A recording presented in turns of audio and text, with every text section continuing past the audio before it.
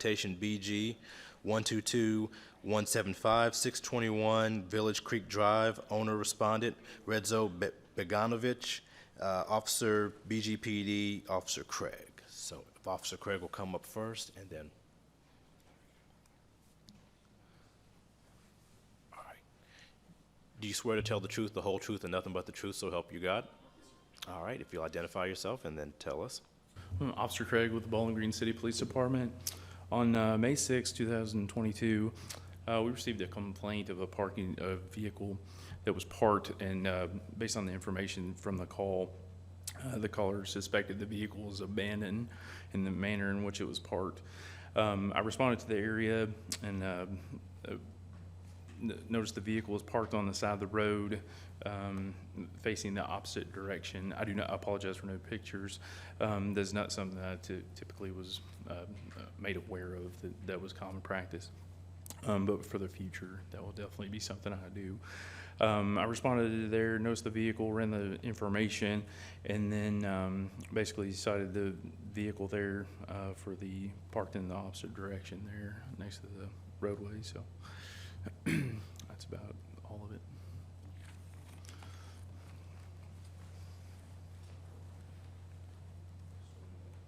Swear to tell the truth, the whole truth, and nothing but the truth, so help you God? All right, if you'll state your name and your address, and you can give us your My testimony. name is Redzo Beganovich, and I don't live at the Village Creek. I got a new address. It's 300 Cherry Way. And the reason I parked the car right there, because the disaster of the tornado, and I parked right there the car, and I didn't have nowhere to park it.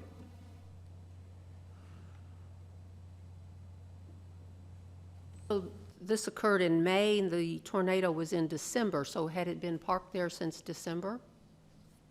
No, Where was it parked prior to that? the apartment. So why were you parked there on that particular day? Because I had to move out of the car from there, because they started putting the building down. Also, they were tearing down the building that Yes. you were staying in, so this is where you parked Yes. at?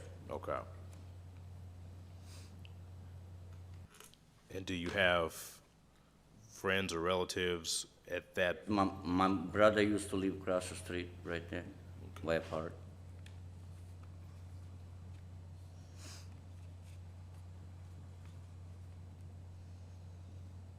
Is there a warning given?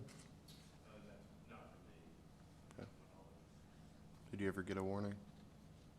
Okay.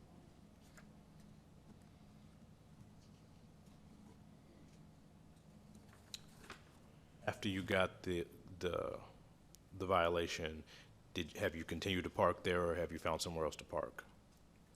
I took it, I parked it, I sold the car, so it's not anymore there.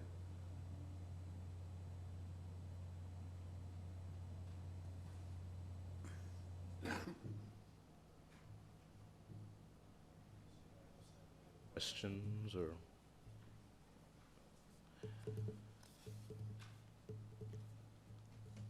Make a motion that we uphold the citation. I'll second. And the fine, sorry. Motion by LaPointe, seconded by Holman. Now for the roll call.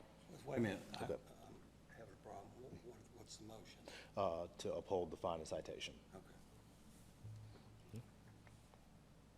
Deere, No.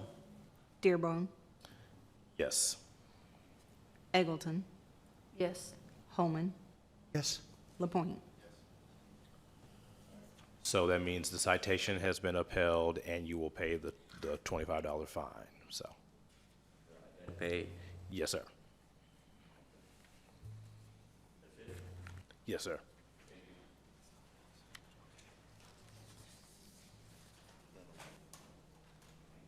Typically had notes and it said what to say on it. That one did. All right, we will move on to our next case, case number 3, case 2022-3 3608, citation 2022-6577, 1501 US 31W bypass, owner respondent Valley Sultani Malcafe, I apologize if I got that incorrect. Officer James Hetty. Do we have anybody for that case? All right. Brad, I guess. I'll be you- presenting for James. He is out of town, so bear with me as I try to run both of these here real quick to try to get this thing running. So I'm not overly familiar with the case, but I have been briefed by James. So this looks like it was a complaint of used tires stored outdoors and uncovered. The complaint came in on January 28th of this year, where planning and zoning staff went out and inspected and documented with photos. Said that they issued a notice of violation for outdoor display in the right-of-way.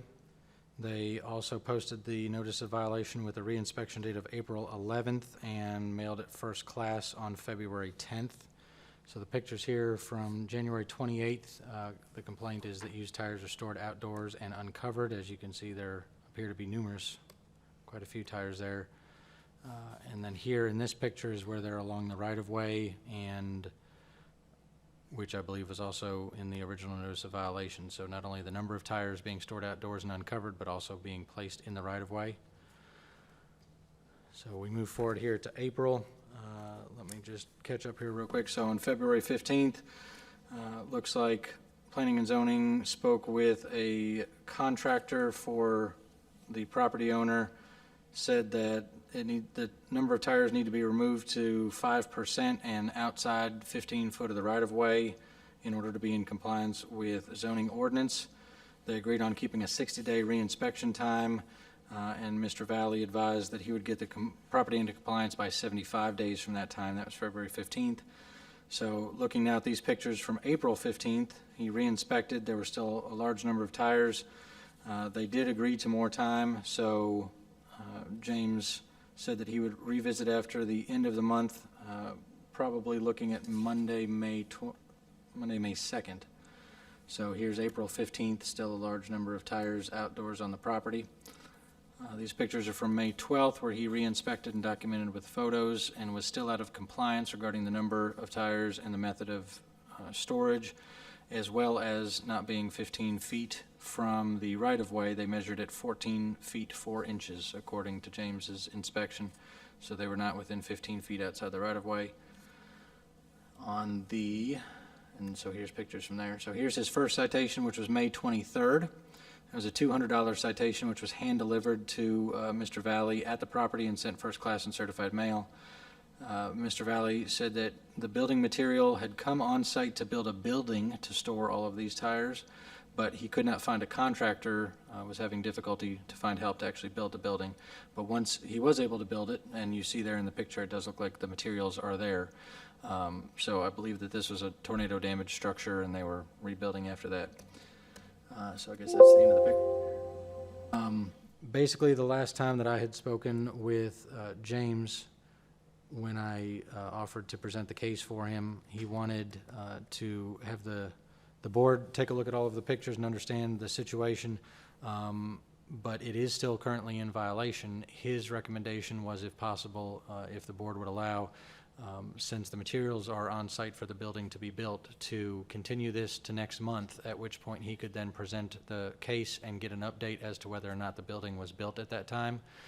But this would also still allow the owner to state his side of the case too, so that you can make that determination.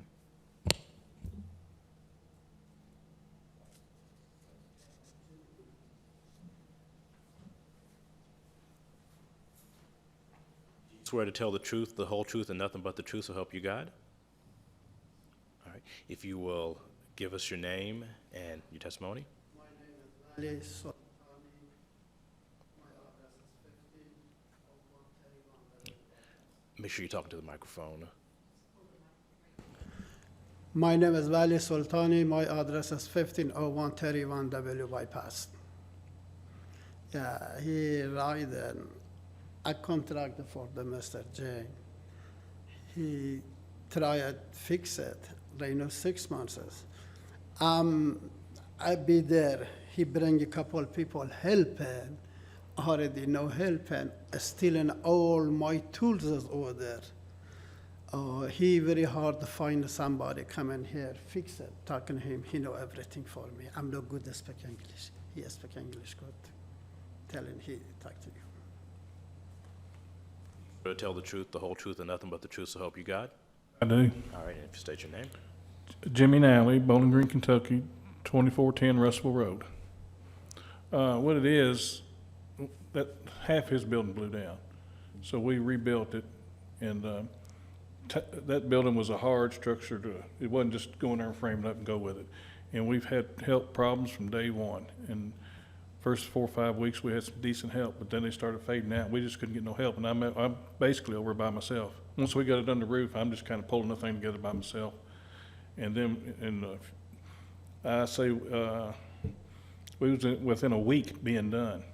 But then his son come in from home and wanted to upgrade it on the inside a little bit more and make the outside more presentable. So we had to change plans, and we went back on the inside, and we worked another 3 weeks. So that's why we're kind of behind on the outside. Now, we have got a building over. It's a 40 by 60, still pre-engineered structural building. And we're going to put it up on the back side, but we just hadn't got around to it. He's been moving quite a few tires over there, but I wasn't aware that it was on the right of way. I didn't know nothing about that. Maybe I didn't read it or something.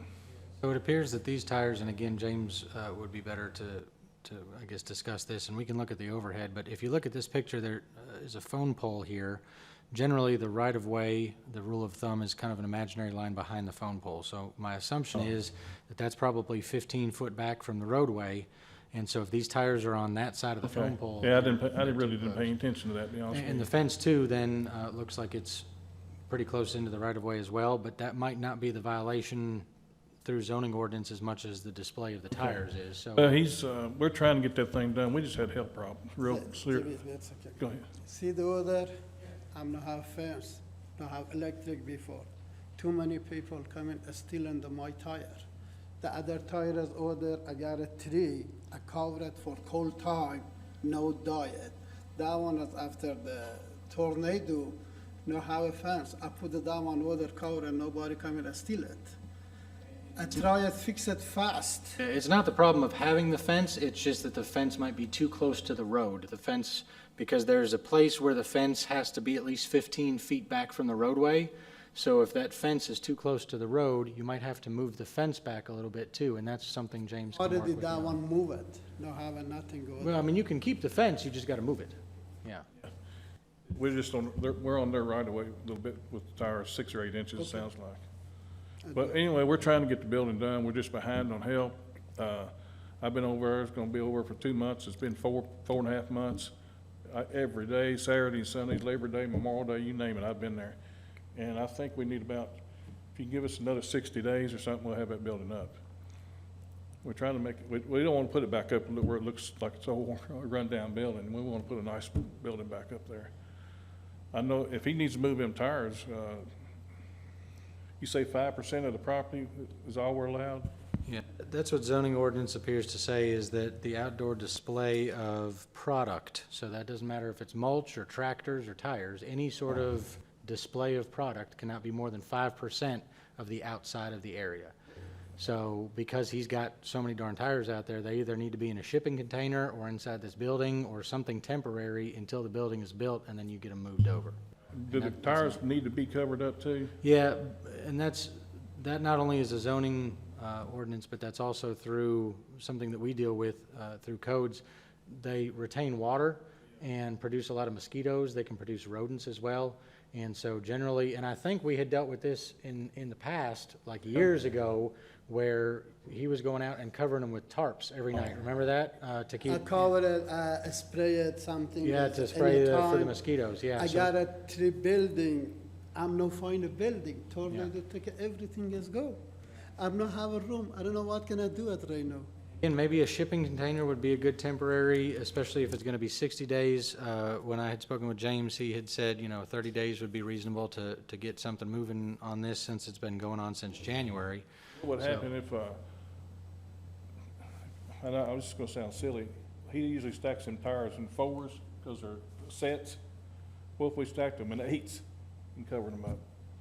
It's to gain space. Well, so looking here at the screen, if you look at this, so this is right before, and then we can look right after the tornado went through. So, I mean, it appears obviously that you've got the building damage there from before and after. So this is immediately before and after the tornado. So here's your building back here that you lost, where all of those tires, it looks like, were stored in. My assumption would be, though, regardless of how tall you stack them, I mean, that's just like saying if you put more bags of mulch up, it's still more than 5% of your product. So again, that would be a question better answered by James, and I certainly don't want to tell you the wrong thing, but my assumption would be, from my knowledge, that would still be a violation. But again, putting them in something like a shipping container temporarily, or moving them to another piece of property temporarily, something while the building is constructed until you can get them back inside, because as you see, it's really uncharacteristic of any of the rest of the properties there. I mean, that's a lot of tires outside. You know,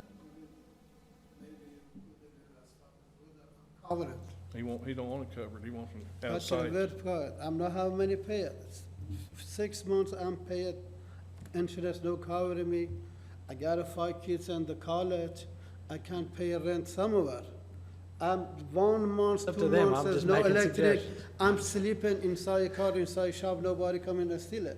He knew, stealing a We've had, lot of stuff for me. We're having problems with the help we had. They stole like $6,000 or $8,000 worth of the stools. And I guess one of them's in jail. That has nothing to do with the violation, but he's had all kinds of problems over there. No have a screwdriver, fix something. I lock it, be clean. Already that one, he fix it. Have you been over there lately? No, sir, again, it's not my case, so I have not been by the okay. property. It's an entirely different kind of looking place. I mean, there's a few tires out there, but he's moved quite a bit of them. I've actually, sorry. Oh.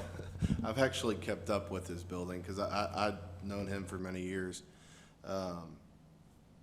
Personally, I would say we think about giving him the 60 days. If he thinks he can get it done in 60 days, I know how he is. He's a man of his word. And his building did get hit hard. It was one of the first buildings I saw when I went out after the tornado. So I think we may need to have some compassion here. I think within at least 30 days, you'd be able to find a temporary home for the tires. Well, after that, we'll have the roof, we can actually have it on the roof in probably 30 or 50 days or something like that. Yes, It that won't would be be- built, it won't be done, but we can get them on the roof. And Somewhere so- where they release, okay, yeah. Yeah. Okay. I need the help for the state helping me. Yeah, and it has taken, like I said, I've kept up with, every time I pass by his building, I look over. It has taken some time for them to get help. It's obvious, so. I mean, it's not like we're working there for 2 weeks and we go somewhere else. We're there trying to get him done. I mean, there's no help out there to do that kind of work. You can find people to pick up brooms and load trucks and unload trucks, but when it comes back to the skills, then you're lost. And I've been over by myself doing every trade. Just except to electric. confirm, you do have a building permit on file through the city, and then they have the amended plans where you've now changed the design and all of that to, I guess, kind of enlarge it? Do they have those amended plans as well under the, New plans? Yeah. On the new building? yeah, No, we've been waiting to see what's gonna happen. But they know we got the building over there. right. I would try to make contact with your building inspector, I whoever. did talk to them about You it. did already, Yeah. so they're aware of it? Okay, very good. I just want to make sure. Because we don't want another problem after the fact. You get the building up and put the tires in. They and- come over and check the property out and everything, and they Okay, was, good deal. and told us probably be okay, but we gotta get the drawing out. Yeah. I'd like to make a motion that hold citation fine. Actually, table it, yes. So do you want to table it?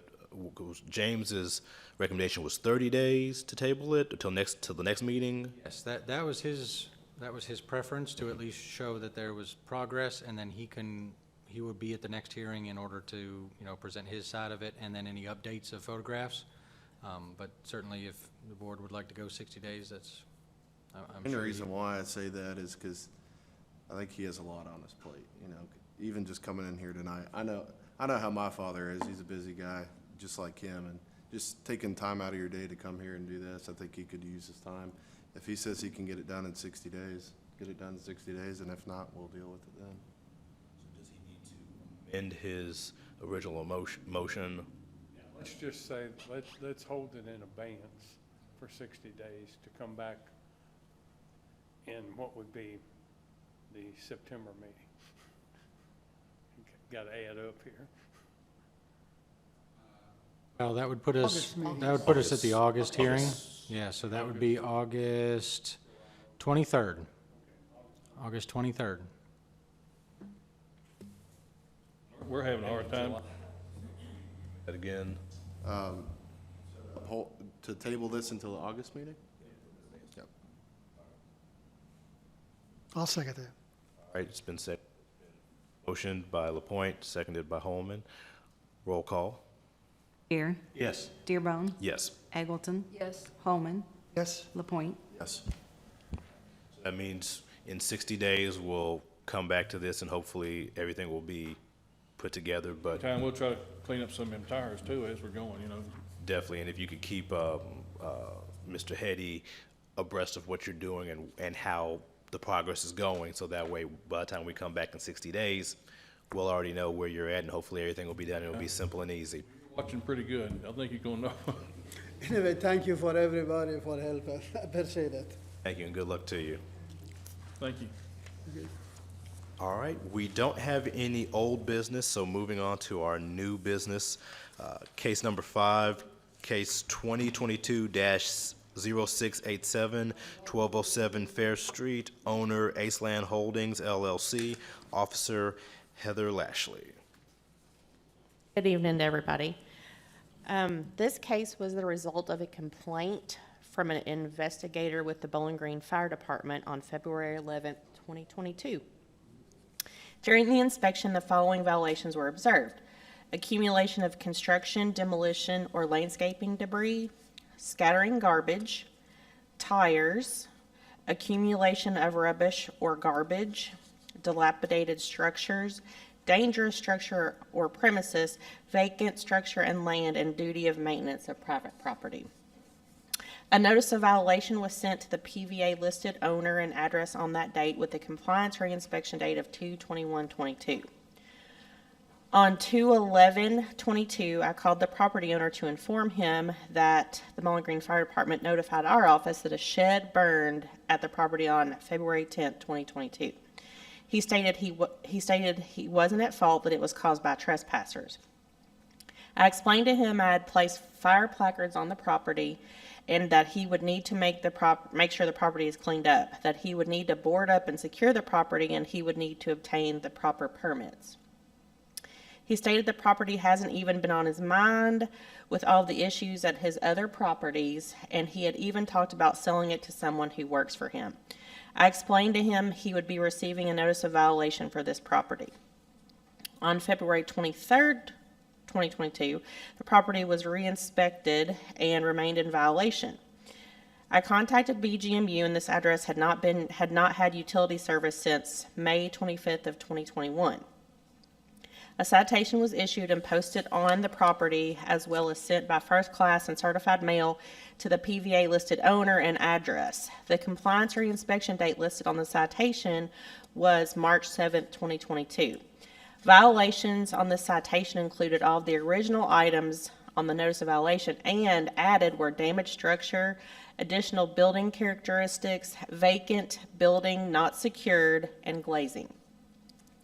Also on this date, a work order request was submitted for a city contractor to clean up the rubbish, junk, debris, and garbage on the property, as well as board up and secure the structure. 2 bids were obtained from contractors, and $400 was the winning bid to complete this work. On 3/7/22, the property was re-inspected and remained in violation. A second citation was issued and posted on the property, as well as sent by first-class mail and certified mail to the PVA listed owner and address. The compliance reinspection date listed on the citation was March 17th, 2022. On April 1st, 2022, the property was re-inspected and remained in violation. A third citation was issued and posted on the property, as well as sent by first class and certified mail to the PVA listed owner and address on April 11th, 2022. The compliance reinspection date listed on the citation was March 7th, 2022. This case has been open 138 days and the property remains in violation. In addition to the request for authorization of per-day fines, the board is asked to request staff move forward with the intent to demolish process through the city's legal department for the fire-damaged shed accessory structure. And here are the appropriate motions, and choose only one. Am I saying, I don't say that part? Okay, never mind. Never mind. Okay. All right, is there any discussion from the board?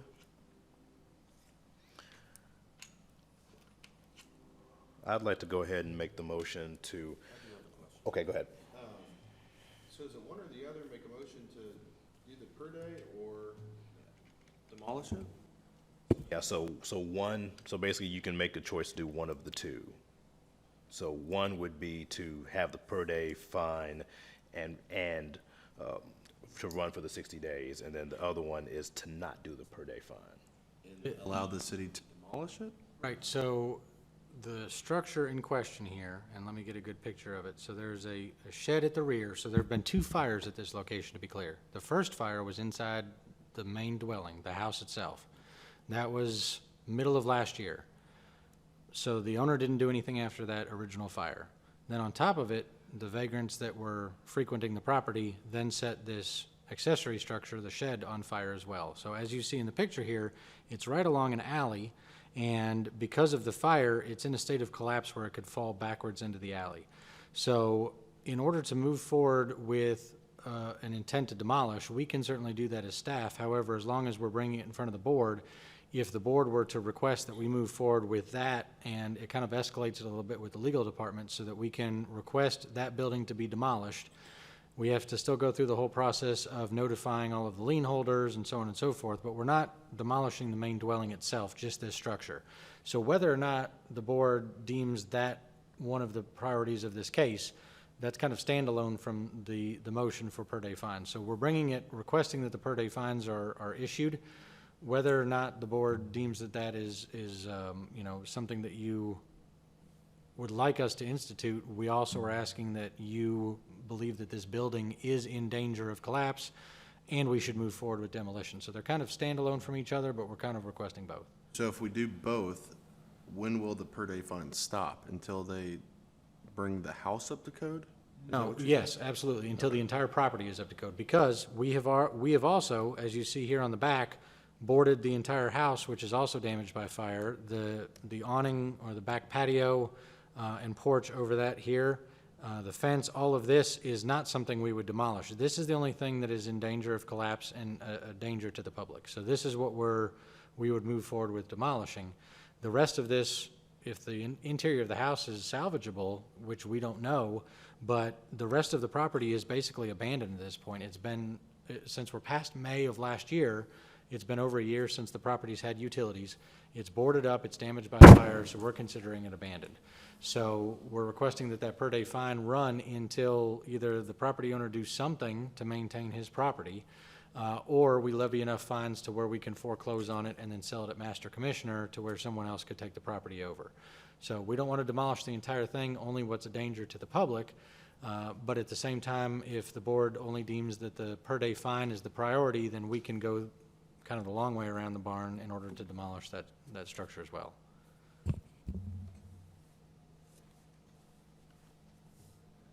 I will go ahead and make the motion to authorize the issuance of the per day fine citation in the amount of $100 to run for a period of 60 days or until in compliance, as well as to tear down the shed in order to take that out of commission. Second. All right, it's been motioned by myself, Dearbone, and seconded by Lapointe. Roll call? Deere, Yes. Dearbone, Yes.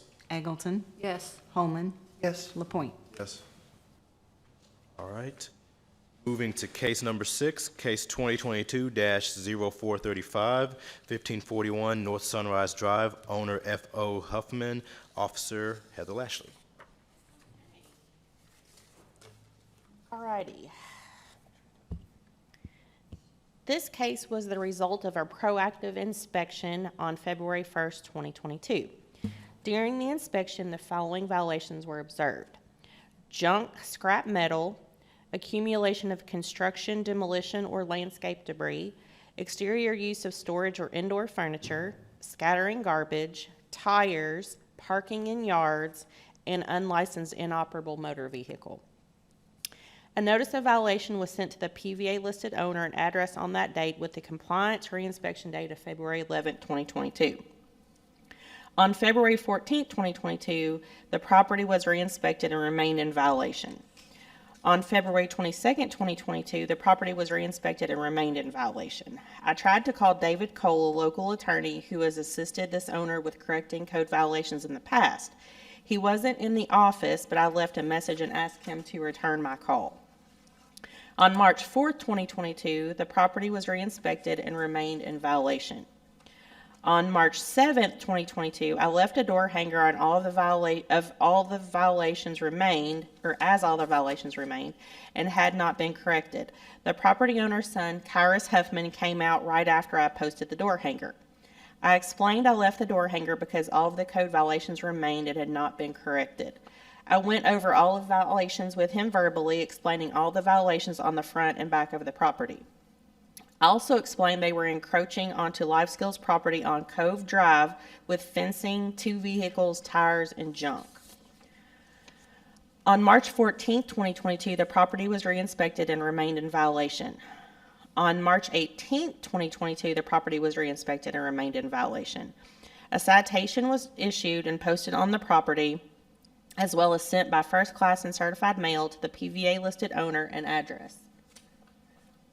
The compliance reinspection date listed on the citation was March 28, 2022. On March 29, 2022, the property was reinspected and remained in violation. A second citation was issued and posted on the property as well, as sent by first class and certified mail to the PVA-listed owner and address. The compliance reinspection date listed on the citation was 4/8/2022. On 4/11/2022, the property was reinspected and remained in violation. A third citation was issued and posted on the property, as well as sent by first class and certified mail to the PVA-listed owner and address. The compliance reinspection date listed on the citation was April 21st, 2022. This case has been open for 147 days and the property remains in violation.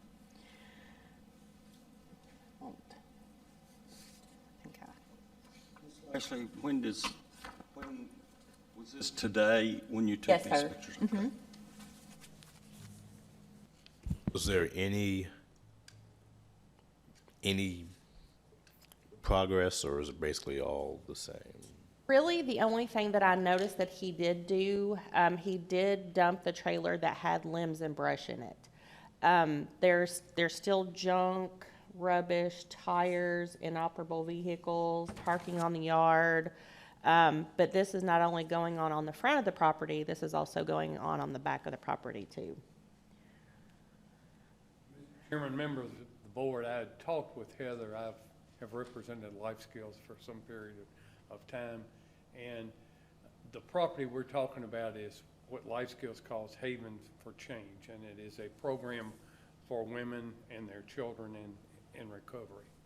It is a great program. It's the only one like it in this area of the state, one of the few in the state. They're being calm about it. This man has not been easy to deal with at all.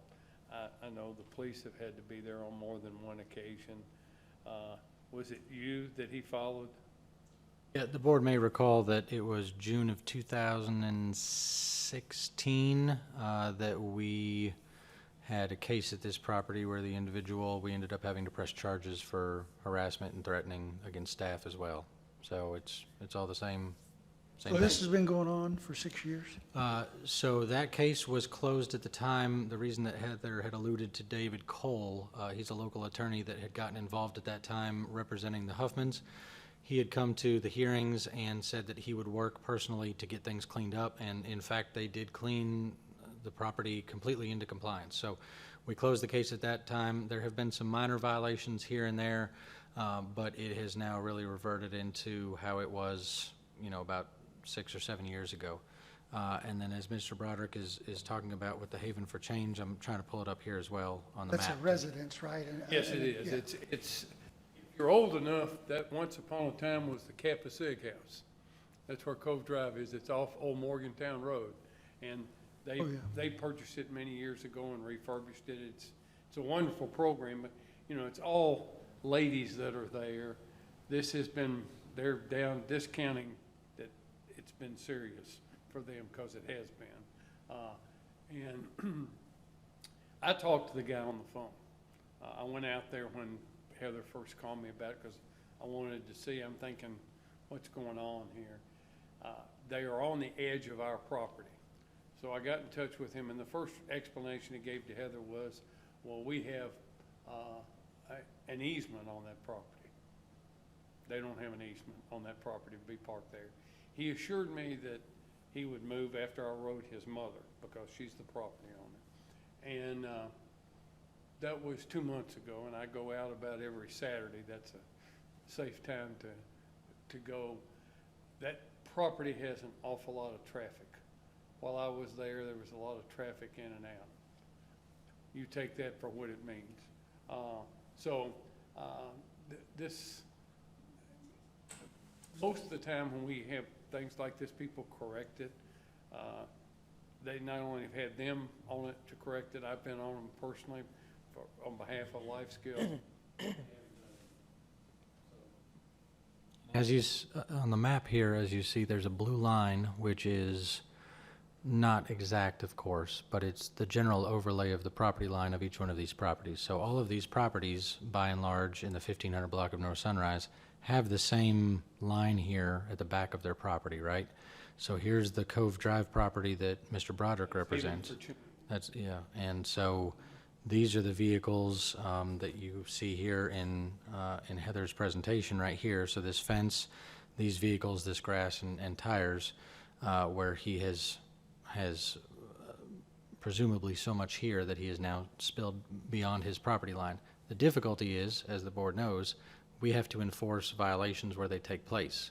So we cannot enforce these violations on Mr. Huffman because technically they're not on Mr. Huffman's property, they're on the Life Skills property. So we've had to start a case on the Life Skills property to send them a notice of violation saying you need to move these vehicles or tow them or get rid of this fence or whatever because they're in violation, which is where Mr. Broderick has come in from their side, trying to get Mr. Huffman to get things off of their property because technically that's in violation. But since we know it's from Mr. Huffman, we're not issuing them fines or citations at this point because it would be difficult to hold them responsible for something that he's doing.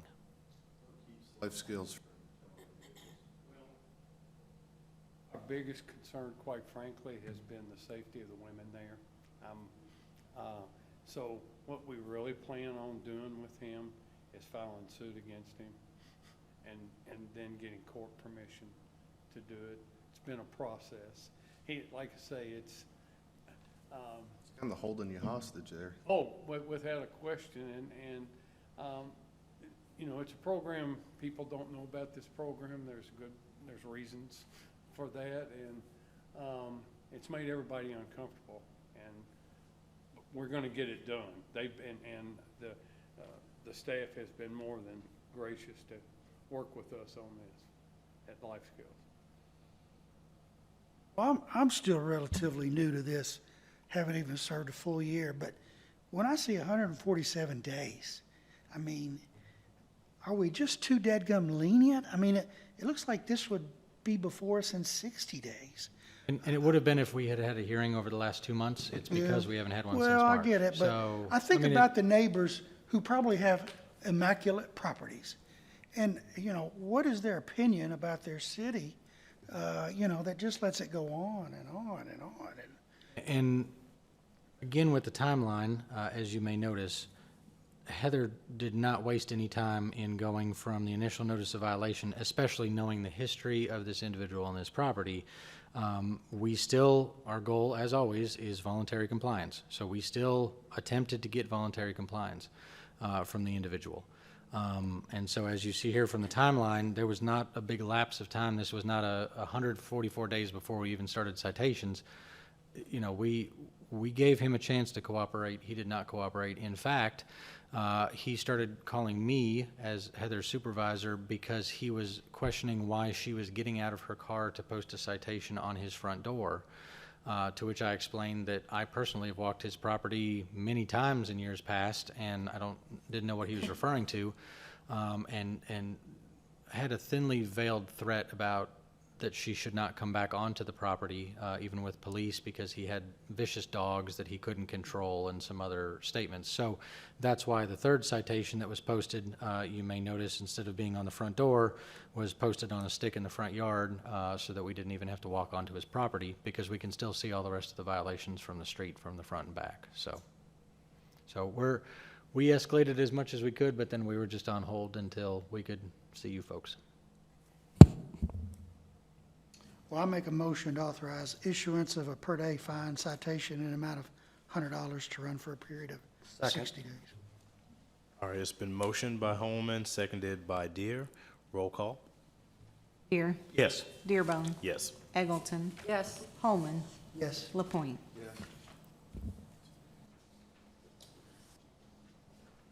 I'm moving to case number 7, case 2022-0567, 645 Pearl Street, owner Rita and Chester Hibbett, officer Heather Lashley. This case was the result of a proactive inspection on February 8th, 2022. During the inspection, the following violations were observed: accumulation of rubbish or garbage, junk, scrap metal, accumulation of construction, demolition, or landscaping debris, exterior use of storage or indoor furniture, scattering garbage, and tires. A notice of violation was sent to the PVA listed owner and address on that date with the compliance reinspection date of February 18, 2022. On February 22, 2022, the property was reinspected and remained in violation. On February 25, 2022, the property was reinspected and remained in violation. I called and was able to speak with Rita Hibbett, and she stated she didn't receive the notice of violation and photos. I asked if she would like for me to email the notice of violation and photos to her, and she provided her email address. I went over all of the code violations with her over the telephone. On February 28, 2022, I received a bounce back email that the email delivery failed. On March 2, 2022, I texted Rita and informed her I received a delivery failed email that my email was not delivered to her. She never responded to this text. On March 4, 2022, the property was reinspected and remained in violation. On March 8, 2022, I left a door hanger at the property asking that someone call me as soon as possible. I also taped a copy of the notice of violation to the door since Rita told me she hadn't received it. And she never responded to my text. Rita called me after receiving the notice of violation I left on the door. She stated that a man was working to clean it up, but I informed her the violation still remained on the property and I hadn't observed any change. She stated she had asked a man to remove the pallets, but they did not belong to her. On March 17, 2022, the property was reinspected and remained in violation. A citation was issued and posted on the property, as well as sent by first class and certified mail to the PVA listed owner and address.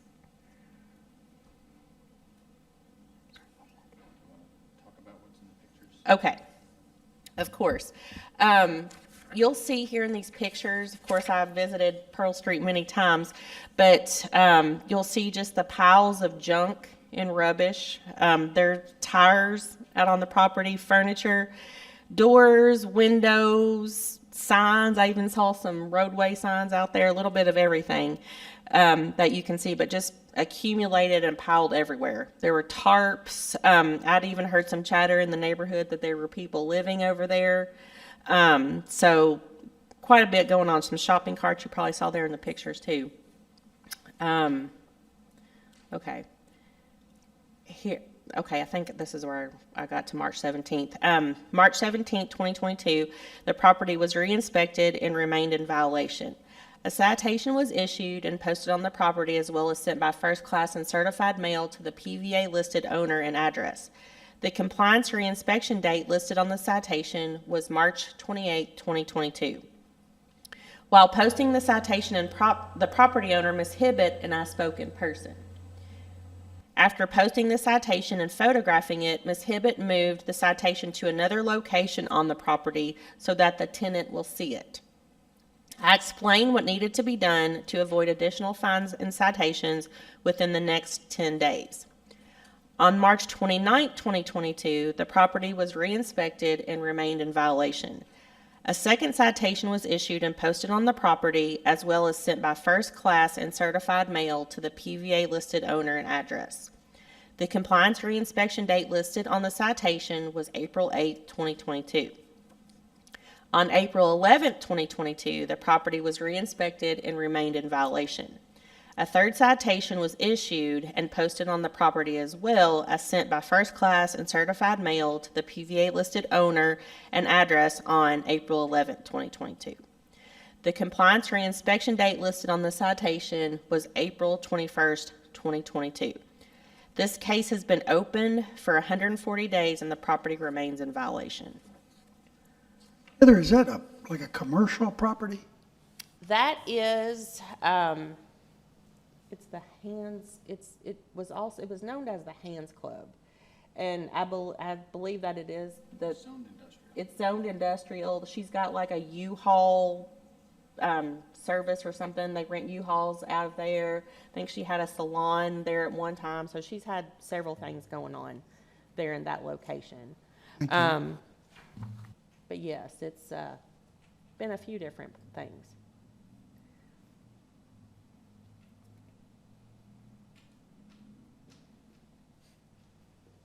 Make a motion to authorize issuance of a per-day fine citation in the amount of $100 to run for a period of 60 days or until compliance. I second that motion.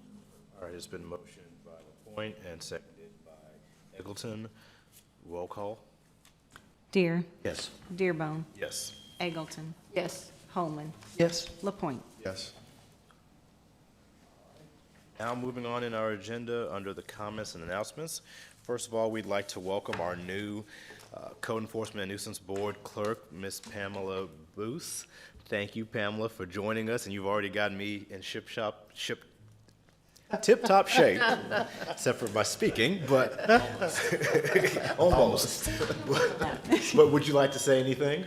I am just very happy to be here. I'm enjoying working with the code enforcement team. I had a little bit of experience working with them back during the tornado days. Got to go out in the field and work with them there, so that was my first experience and really enjoyed it. So I'm very grateful for this opportunity. Welcome, we're glad to have you. Thank you. But as we say welcome to you, we have to say goodbye to Ms. Frida Eggleton, who is finishing up her 3-year term and will not be coming back. But we thank you for everything, Frida. You've obviously COVID kind of made everything kind of a unique 3 years for you, but you've done amazing. And would you like to say anything? Thank you. This has been a very interesting learning experience, learning about an area of the city that I had no previous knowledge. So appreciate all the work that you do. I did ride with Mo. What an eye-opening experience. So really appreciate what you do to try to make our community as attractive as possible. And so thanks to the board members, those of you who've been on the board for some time, certainly learned a lot from you. And so those of you who are fairly new, I know that you'll continue on and give Ryan your best support. So, and Mr. Broderick, it's been a pleasure getting to know you and working with you, and welcome to you. Do we have anything? No, thank you, Mr. Chairman. All right. If not, we will call for a motion and second to adjourn. So anyone want to make the motion? I'll move to adjourn. Second.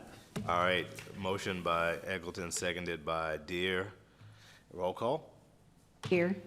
Yes. Dearbone. Yes. Eggleton. Yes. Holman. Yes. LaPointe.